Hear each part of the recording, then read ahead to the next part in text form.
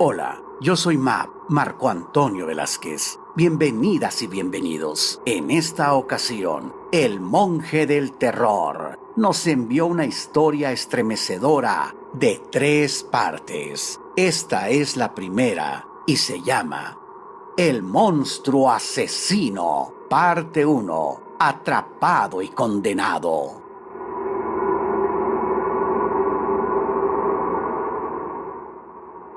El famoso abogado Tom Hendricks leyó por segunda vez la nota policíaca. Las autoridades no entendían cómo ese sujeto había realizado sus crueles asesinatos. Los hechos eran que unos vecinos habían reportado al 911 que en la casa de enfrente vieron un gran resplandor, seguido de una fuerte vibración. Era como si una bomba hubiera explotado en ese domicilio. Sin embargo, no se había escuchado ningún sonido y tampoco había la destrucción que provocan esos artefactos. Cuando la policía llegó, encontró horriblemente quemados 2 cuerpos, tanto de un hombre como de una mujer. Todo hacía indicar que pertenecían a un anciano matrimonio de apellido Johansson.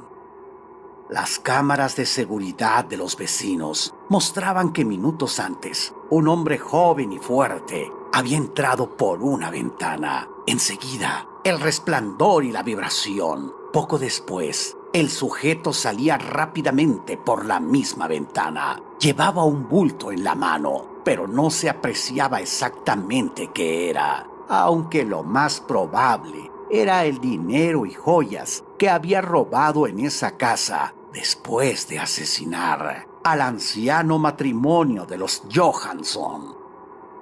Lo intrigante del caso era cómo había podido realizar sus crímenes en tan poco tiempo. ¿Cómo había logrado carbonizar a sus víctimas en segundos? ¿O ya los había asesinado y regresó por el dinero y las joyas?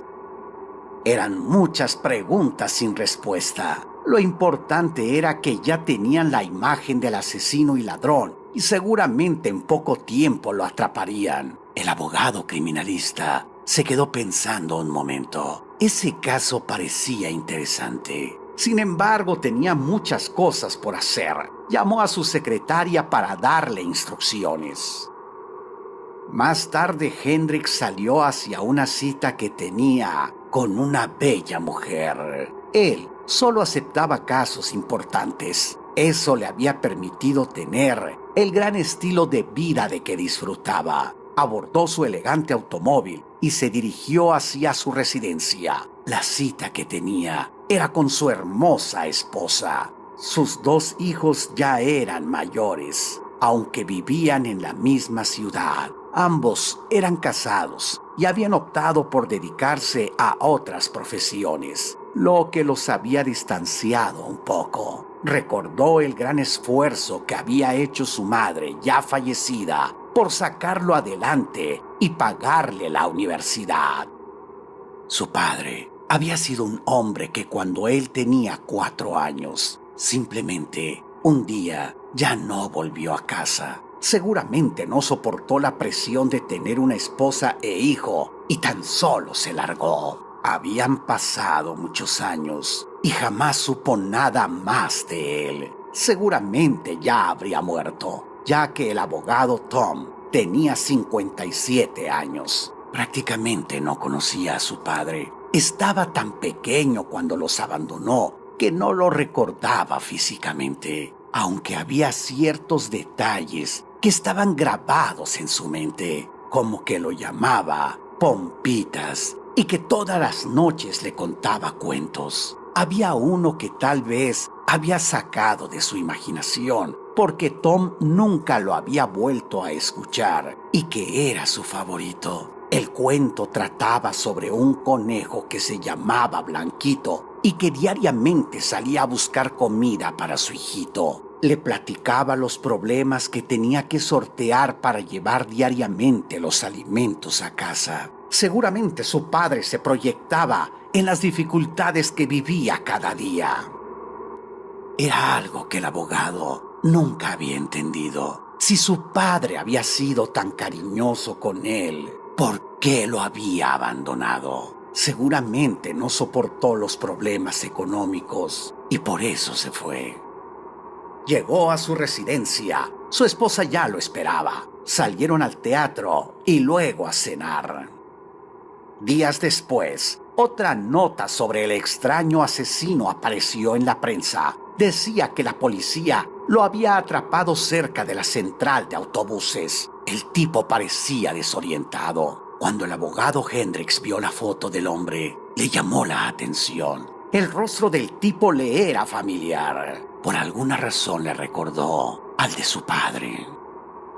Tom sonrió con ironía. Tanta falta le había hecho su papá que ahora, ya cerca de la ancianidad, lo veía hasta en el rostro de ese ladrón y asesino. Aunque él no sabía cómo había sido su padre, su mamá, tal vez para olvidarlo, no le mostró nunca fotos de su papá. La imagen que tenía de él solo era la que su mente guardó cuando se fue. Pero de esto habían pasado 53 años.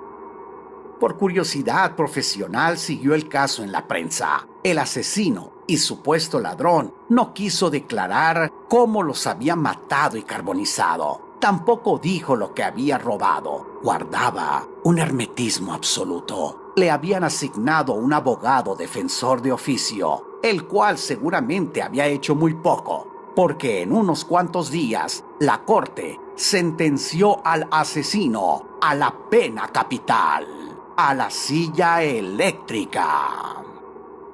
El abogado criminalista Tom Hendricks miró la fotografía del tipo. Era increíble. ¿Cómo era posible que una persona que se veía tan agradable pudiera ser un asesino? De hecho, la prensa lo apodaba el monstruo asesino de ancianos. Había algo en ese caso, y principalmente en esa persona, que al abogado le llamaba la atención. Tal vez era el recuerdo de su padre, pero realmente, ¿qué tenía que ver ese sujeto con su infancia? Lo único que tenían en común era que la edad del tipo, 24 años, coincidía con la de su papá cuando se había ido. Una llamada interrumpió sus recuerdos. Era el fiscal Jeremy Truman. Después de los saludos, fue directo al grano y le dijo: «Abogado Hendricks, como usted seguramente sabrá, un tipo que asesinó a una pareja de ancianos ha sido condenado a la silla eléctrica. La pena se llevará a cabo en una semana, pero el sujeto, del cual desconocemos hasta el nombre, dice que después de hablar con usted nos dirá todo. Supongo que él sabe que usted es famoso como abogado criminalista y tal vez desee que lo defienda, aunque ya está sentenciado». El primer impulso de Hendricks fue negarse, pero había algo en ese tipo que le llamaba la atención y aceptó entrevistarse con él.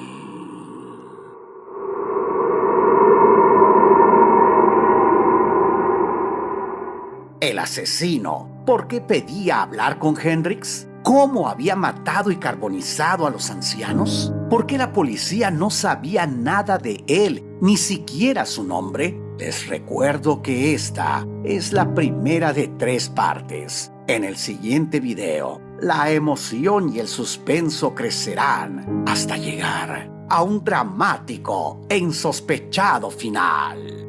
Yo soy Marco Antonio Velázquez. Te espero en la siguiente historia que me envíe El monje del terror.